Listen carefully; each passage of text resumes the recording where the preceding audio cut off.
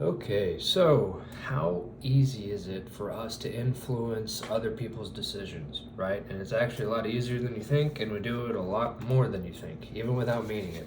What we're talking about today is called anchoring, right? And so basically, what this anchoring effect is it occurs when people consider a particular value for an unknown quantity before guessing that quantity, right? And so what happens is they basically use that consideration as an anchor and then differentiate from there, right? And so this really kind of there's two different kind of I guess mental mechanisms for this, um, and one for each system. And I say this because again we're using Thinking Fast and Slow by Daniel Kahneman.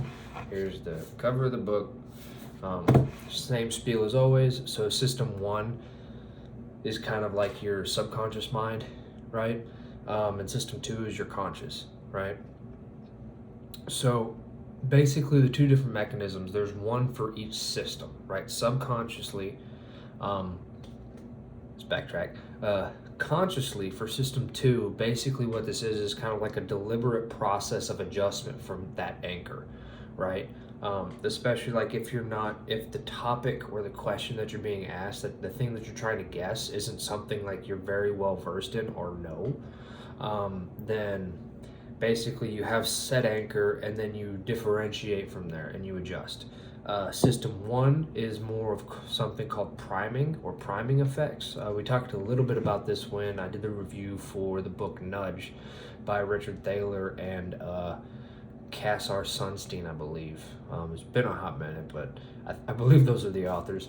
Uh, Anyways, and so basically, what this is kind of like an automatic part of your subconscious just kind of does it. So to start off with, let's talk about the system two deliberate adjustment, right? And so basically, like you start from the anchor, say it's the sale price of a house, and they say it's 300K. It might not be, whatever happens to be. And then you have that 300K in your mind, and you're like, okay, is it less or more? And then you adjust from there. And basically, what typically happens is this adjustment ends prematurely because people stop, and this part's a quote.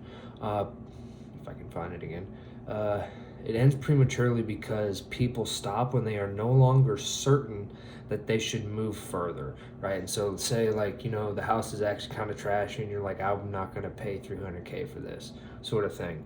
And you keep adjusting it downward until like you're no longer certain. You'd be like, okay, well maybe I could see an argument for that for giving them like 260 or whatever the case may be.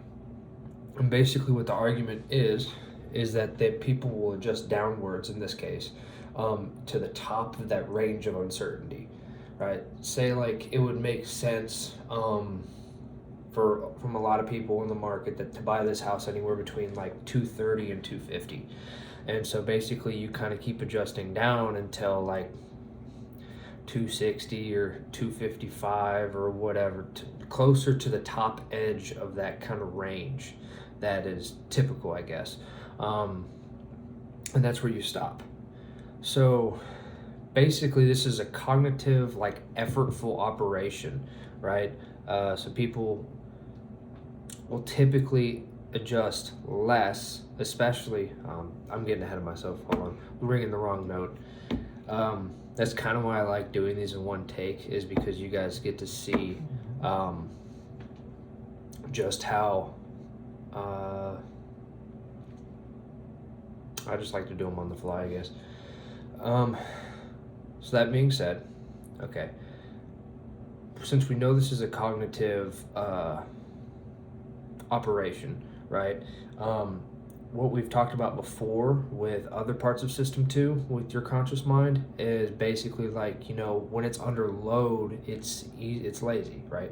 It's lazy or under load, meaning that basically you can affect just how much somebody actually, in this case of the house, adjust downward by having them do other things at the same time, or you're somehow increasing the cognitive load on them while they're trying to make this decision, right? Maybe they're really stressed for whatever other personal reasons or whatever. Maybe you make the font hard to read. Those are just examples of things that he's also talked about in the book that could be used. So there's that.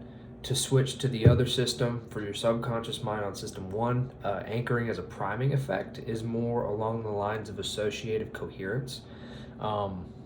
Right, so basically your subconscious will answer with things that are associated with the anchor in order to make it make sense, right?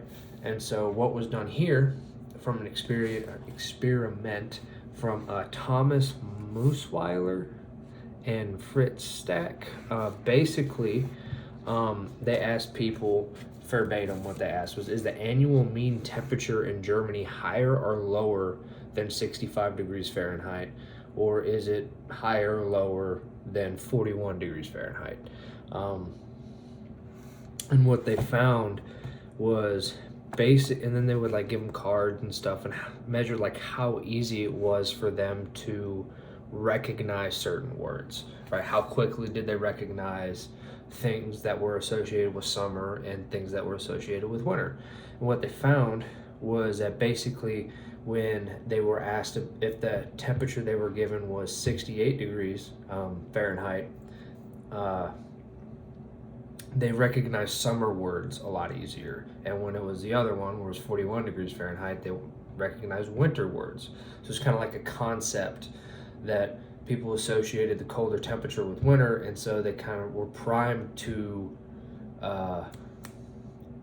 recognize other words and concepts associated with that same one, right? And this is something we've talked about in previous videos as well, in other senses, right? And so another thing you could kind of do as an example for this is someone said, I think another one of the examples was how tall is the tallest redwood tree, and they gave an example. See if I can flip to it real quick of what the number was. But it was something is it higher or lower than 1,200 feet? And people, 1,200 feet. And then other people were asked if it was higher or lower than 180 feet. And basically what they found was that the people were asked with the high anchor of 1,200 feet, their estimates were 844 feet.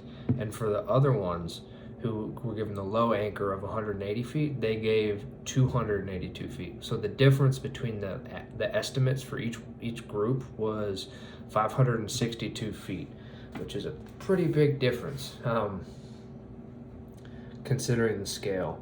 So it's you can kind of sway how people kind of guess in a way, or answer certain questions like that by doing this type of thing and being conscious of what anchors you do.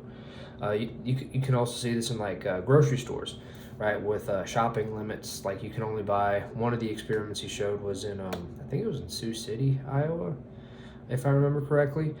Basically it was Campbell's soup, and they put signs on there that limited the amount to 12. You can only buy 12 cans of soup at one go, and the average amount that people bought were 7 cans of soup.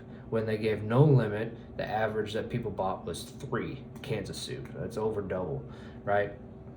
And so basically, unless a message is immediately rejected as it doesn't make sense. Sorry, I keep skipping ahead to other things. I need to write my notes better, and that's a my bad type thing. But the shopping example is just another one, I guess.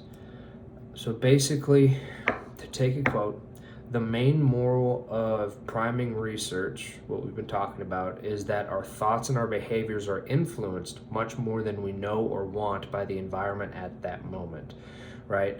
And so the reason I say this is because you kind of need to know and understand a little bit about this so that you can kind of act accordingly and know when kind of maybe you're trying to be led to be biased in a certain way, right?